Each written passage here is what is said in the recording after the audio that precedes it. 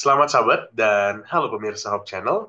Hari ini kita akan bahas rahasia penting supaya kita bisa hidup lebih lama dan sehat. Saya akan membawakan sebuah seminar kesehatan yang singkat dengan judul Otot, Kunci Umur Panjang. Mari kita simak bersama.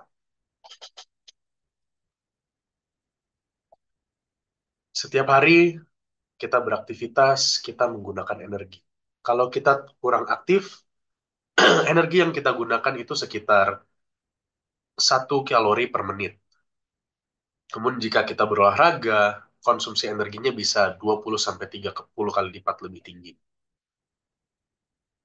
Sumber energi kita itu mayoritas berasal dari karbohidrat dan dari lemak yang akan disimpan dari makanan, lalu akan diambil dari makanan, lalu disimpan juga di lemak kita, disimpan di otot kita, dan juga disimpan di hati kita.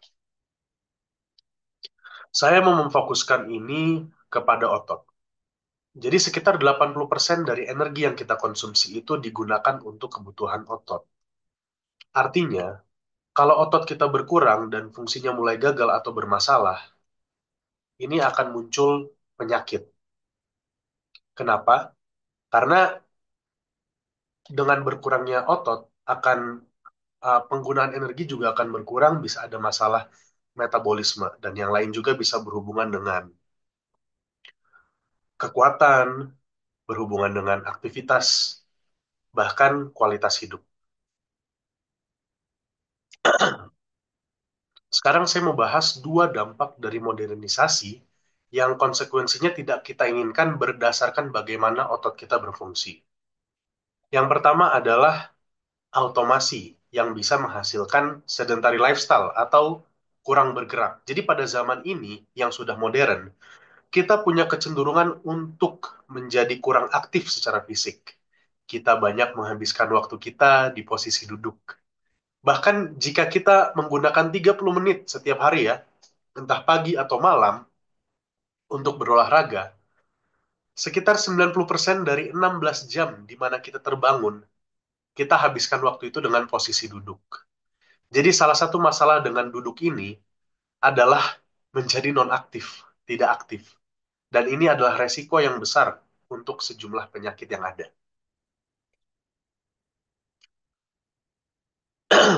Dengan adanya sedentary lifestyle atau kurang aktif, kurang bergerak, akan ada namanya pengecilan otot. Jadi di sini fakta yang menarik adalah orang yang duduk seharian bisa kehilangan 5% ototnya dalam 2 minggu saja. Ngeri kan? Padahal bangunnya tuh susah. Untuk membangun otot itu tidak mudah. Kita contohkanlah teman kita. Apapun namanya, kalau dia begini terus, aktivitasnya, otot dari teman kita ini akan bertambah kecil, dan semakin sedikit. Oke, pertanyaannya gimana? Kenapa kalau kita nonaktif, otot kita jadi berkurang? Nah, tubuh kita ini pintar. Untuk apa kita mempertahankan banyak otot sedangkan aktivitas kita sangat minim? Jadi default tubuh kita adalah untuk bertahan hidup. Jadi kalau memang otot ini menggunakan banyak energi, tadi kan 80% dari yang eh, energi yang ada itu diambil oleh otot. Jika tidak digunakan otot itu, berarti otot ini akan boros, boros energi. Dan untuk apa buang-buang energi? Makanya ototnya akan berkurang, sedangkan karena tidak dipakai.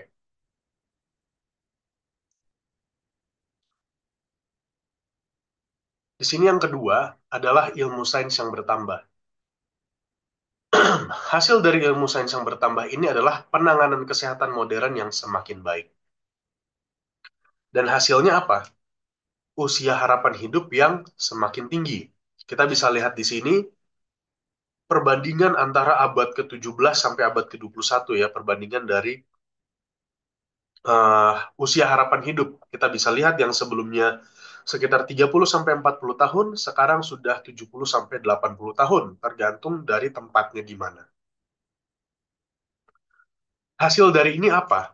Populasi kita yang menua, jadi semakin banyak lansia di kalangan kita. Mari kita lihat ke diagram pie chart yang tertera. Kita fokus ke yang warna kuning. Yang warna kuning ini adalah merepresentasikan jumlah orang yang lebih dari 65 tahun. Ya, jadi tadinya 5%, 7%, ekspektasinya 2050 sekitar 16%. Jadi proyeksi yang seperti ini, beberapa tahun setelah 2050, jumlah orang yang lebih dari 65 tahun akan melebihi jumlah orang yang kurang dari 15 tahun. Ini terjadi pertama kali dalam sejarah manusia. Kenapa ini bisa terjadi? Tentu saja yang tadi ya, pelayanan kesehatan pada abad ke-21 ini sudah canggih dan modern, dan usia harapan manusia meningkat jauh dibandingkan abad-abad sebelumnya. Cuma, meskipun umur kita semakin panjang, apakah kita sudah hidup sehat? Belum tentu. Bahkan bisa sebaliknya, malah semakin banyak penyakit kronis yang kita bisa lihat sekarang. Sekitar 92,5% manusia dewasa di atas 65 tahun memiliki satu atau lebih penyakit kronis. Ini berdasarkan statistik di Amerika Serikat. Kalau di Indonesia, itu menurut Perhimpunan Gerontologi Medik Indonesia atau Pergemi, sebanyak 24,6% penduduk lanjut usia di Indonesia memiliki riwayat penyakit kronis. Nah, kita harus catat di sini bahwa di Indonesia dalam pendataan masih tidak sebagus di luar negeri. Jadi bisa saja ini lebih dari 24,6%. Lalu kita bertanya, penyakit kronis itu apa? Jadi penyakit kronis itu adalah kondisi kesehatan, penyakit yang dialami oleh individu yang adalah jangka waktunya panjang. Jadi contoh di sini bisa hipertensi, bisa diabetes, bisa gagal ginjal, bisa stroke, kanker, dan lain sebagainya. Saya mungkin tidak akan bahas ke situ, karena ada satu yang jarang dibahas, kondisi kesehatan yang kronis, yang mungkin kurang kita dengar ya di kalangan kita, yaitu sarkopenia. Ya, sarkopenia ini apa? Sarkopenia ini diambil dari bahasa Greka, bahasa Yunani, yaitu kekosongan daging. Tapi artinya juga bisa jadi kekosongan kekuatan, atau kita sebutnya lemah. Jadi apa yang terjadi pada sarkopenia?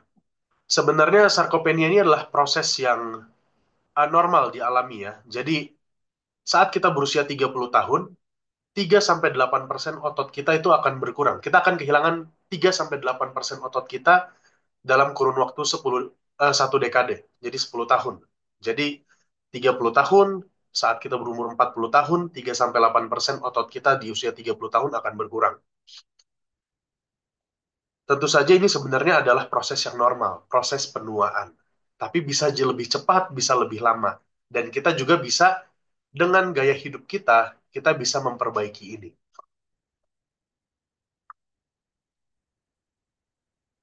Di sini saya ingin menekankan bahwa otot itu sangat penting untuk kita. Mengapa? Karena ini adalah tempat di mana kita bisa menyokong tubuh kita sendiri, di mana kita bisa bergerak, di mana kita bisa menjadi seorang yang independen yang tidak membutuhkan bantuan orang, dan bisa juga menjadi tempat untuk metabolisme tubuh kita sendiri.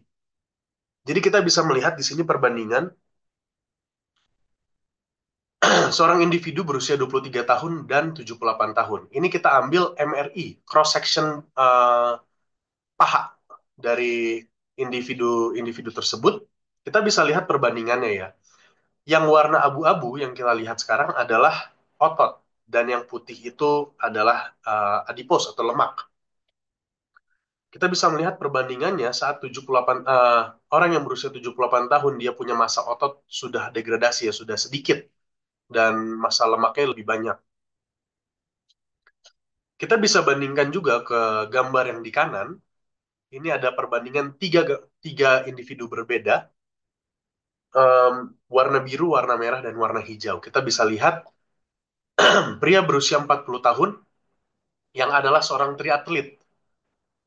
Dia punya massa otot sangat banyak ya. Kita bisa lihat sangat bagus cross section MRI-nya. Sedangkan yang 74 tahun, seorang yang kurang banyak bergerak, yang sedentari, kita bisa lihat otot pahanya itu sangat sedikit. dibandingkan dengan lemaknya. Dan kita bisa bandingkan juga dengan pria yang 70 tahun yang adalah mantan atlet yang berhasil menjaga masa ototnya tetap banyak karena dia selalu berlatih. Kita bisa melihat sama-sama sekitar 70-an tahun, namun masa ototnya berbeda sekali. Ini akan dampaknya sangat besar terhadap kualitas hidup dari individu individu ini. Kemungkinannya untuk mengangkat tubuhnya, untuk berjalan, untuk menjadi seorang yang independen, ini dampaknya sangat besar. Dan sangat penting kita untuk bisa memiliki kekuatan yang cukup untuk tubuh kita dan untuk aktivitas kita sehari-hari.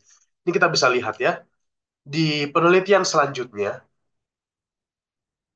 ini penelitian tentang um, relasi antara mortalitas dengan kekuatan. Di sini bisa membuktikan bahwa lansia yang punya otot kuat, resiko kematiannya itu 50%, 50% lebih rendah daripada yang lemah. Artinya apa? Kalau kita menjaga otot kita, umur kita akan lebih panjang. Dan mengapa kekuatan itu penting? Ya, kita bisa bayangkan seperti pohon. Jika akarnya kuat atau ototnya kuat, pohon nggak akan gampang tumbang. Jadi hal ini menunjukkan bahwa kita bisa kalau kita bisa mempertahankan masa otot kita, kita akan hidup lebih panjang dan kualitas hidup kita akan lebih baik. Saya ingin menunjukkan lagi penelitian yang menarik. Inilah penelitian uh, dilakukan kepada objek berusia 20 tahun.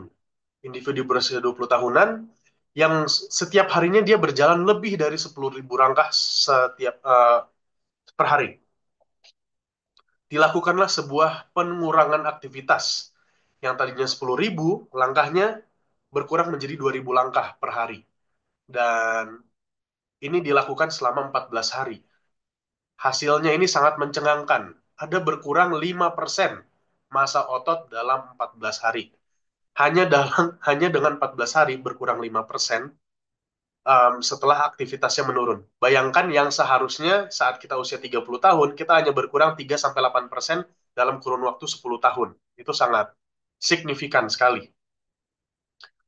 Ini lebih parah lagi pada uh, lansia yang berusia 70 tahun.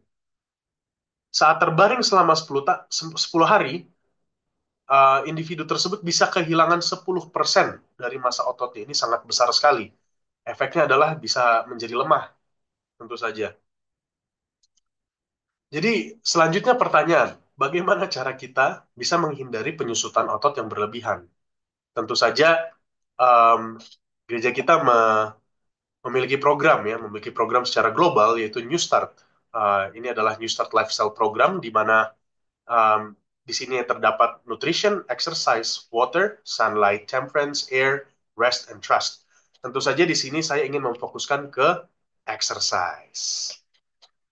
Exercise atau olahraga ini adalah suatu bentuk fisik, aktivitas fisik yang terencana dan terstruktur, yang melibatkan gerakan tubuh berulang-ulang dan ditujukan untuk meningkatkan kebugaran jasmani.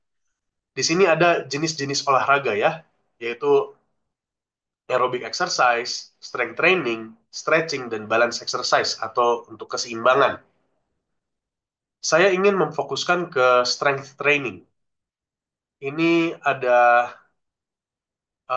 Principle of Progressive Overload dari Milo Croton. Jadi ada sebuah kisah seorang bernama Milo yang adalah pegulat di zaman Yunani, zaman dulu. Untuk mengembangkan kekuatannya, dia tumbuh dengan seekor anak sapi jantan. Setiap hari dia angkat itu sapi jantan, um, saat dia semakin kuat, semakin besar, sapi jantan itu juga semakin kuat, semakin besar. Jadi setiap hari dia harus angkat yang lebih berat, yang lebih berat, yang lebih berat.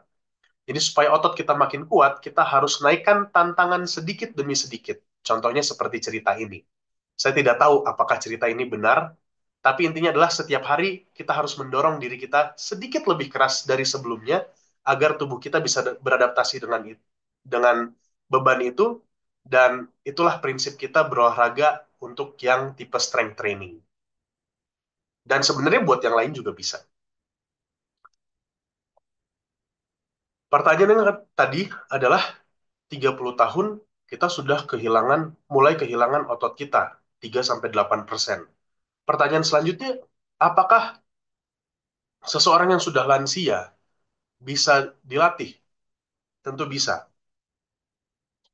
Ini adalah sebuah penelitian lagi dilakukan kepada individu yang berusia di atas 85 tahun.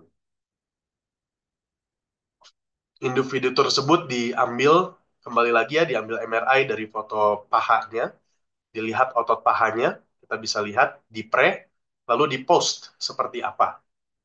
Jadi jadi setelah 12 minggu penelitian ini dilaksanakan, ukuran ototnya bertambah 44%, luar biasa. Dan kekuatannya juga bertambah sekitar 50%. Ini adalah uh, sangat signifikan ya. Jadi bahkan lansia yang usianya di atas 85 tahun masih bisa membangun otot dengan latihan kekuatan.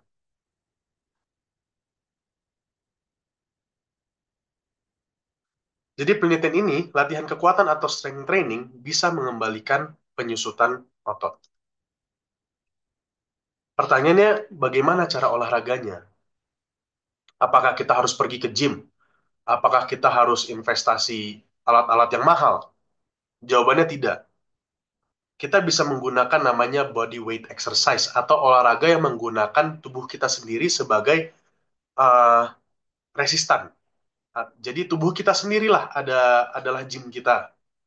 Jadi di sini ada penelitian dari Dr. Brandon Egan. Dia mengambil laki-laki muda yang usia kuliah, yang dia besar badannya. Dia obesitas, jadi kelebihan berat badan. Dilatih selama 6 minggu. 3 kali seminggu dengan olahraganya adalah 30 menit setiap hari. Hasilnya apa? Luar biasa. Hasilnya adalah kenaikan massa otot 3% dan penurunan massa lemak. Lalu pertanyaannya, apakah ini bisa dilakukan untuk orang yang usianya sudah lebih tua? Tentu saja. Jadi dilakukanlah penelitian selanjutnya, yaitu mengambil orang-orang yang berusia 55 tahun ke atas, dan rata-ratanya 63 tahun. Setelah 12 minggu, jadi yang tadi 6 minggu, yang ini 12 minggu, dengan latihan yang sama ya, 3 kali seminggu, ada kenaikan 3% juga massa otot dari individu-individu tersebut. Olahraganya bagaimana? Olahraganya sangat mirip dengan aktivitas sehari-hari, yaitu naik tangga, jalan kaki, angkat barang, bangun dari kursi, bangun dari tempat tidur. Jadi aktivitas sehari-hari, atau kita sebutnya activity of daily living. Jadi ini sangat membuktikan bahwa yang sudah lansia pun masih bisa membangun otot. Dan pembangun ototnya juga tidak perlu harus pergi ke gym. Bisa dengan aktivitas di rumah yang diulang-ulang. Tentu saja saya akan merekomendasikan jika beratnya ditambah atau jumlah repetisinya diulang lebih banyak seiring bertambah kuatnya kita masing-masing. Jadi kesimpulannya adalah dalam usaha mencegah proses penuaan, strength training berperan penting dalam menjaga massa otot, menjaga kekuatan, mencegah cedera, dan mencegah kehilangan kemampuan untuk beraktivitas atau mobilisasi atau terbaring. Jadi kunci umur panjang itu satu, jaga otot dengan latihan kekuatan. Dua, hindari duduk terlalu lama. Tiga, gerakan tubuh setiap hari. Rumusnya adalah otot kuat tambah aktif bergerak sama dengan hidup lebih lama dan sehat. Ini akhir dari seminar kesehatan saya. Terima kasih banyak kepada pemirsa. Ingat, mulai dari sekarang, olahraga resistensi bisa mengubah masa depan kita. Tuhan memberkati.